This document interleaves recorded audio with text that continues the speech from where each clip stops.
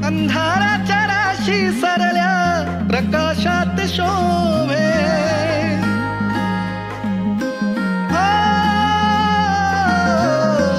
अंधाराच्या राशी सरल्या प्रकाशात शोभे.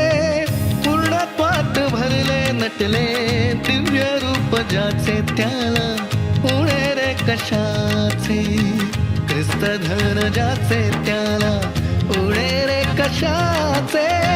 काळाच्या गाळेत त्याला भय रे कशाचे त्याला पुढे रे कशाचे. प्रभू येशू ख्रिस्ताच्या सर्वश्रेष्ठ नामात आपणांस अभिवादन.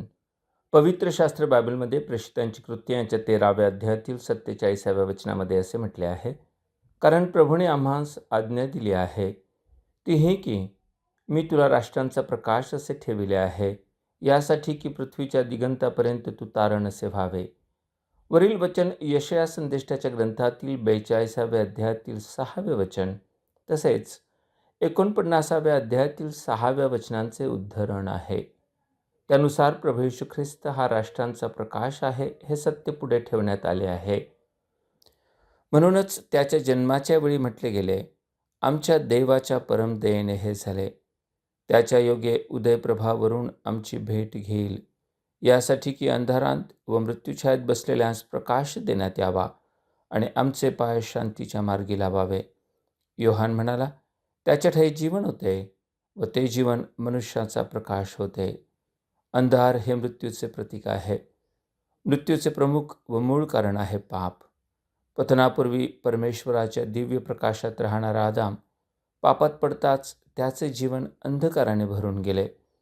त्यामुळे संपूर्ण मानवजात मृत्यूच्या भयाने ग्रस्त आहे. मानवाचे हे भय दूर करण्यासाठी ख्रिस्ताने वधस्तंभावर मरण स्वीकारले व पुनरुत्थित होत त्या मृत्यूलाच पराभूत करीत तो मरणातून पुन्हा जिवंत झाला. म्हणूनच त्याला जीवनाचा प्रकाश म्हटले आहे व ही सुवार्ता ऐकवणारे प्रकाशवाहक आहेत. या सुवार्तेनुसार त्या जीवनाच्या प्रकाशावर अर्थातच ख्रिस्तावर जो कोणी विश्वास ठेवितो त्याला पापक्षमा व सार्वकालिक जीवन प्राप्त होते. अशी व्यक्ती शारीरिक मरणाचे भय विसरून जाते, कारण तिला आत्मिक जीवनाची खात्री मिळालेली असते. आपणही मरणाच्या भयाने ग्रस्त आहात काय? जीवनाच्या प्रकाशाकडे या व ख्रिस्तावर विश्वास ठेवून निश्चिंत व्हा. तसे करण्यास परमेश्वर आपणास सहाय्य करो. धन्यवाद. ख्रिस्त धन ज्याचे त्याला पुढे रे कशाचे. काळाच्या गाडीत त्याला भय रे कशाचे त्याला पुढे रे कशाचे.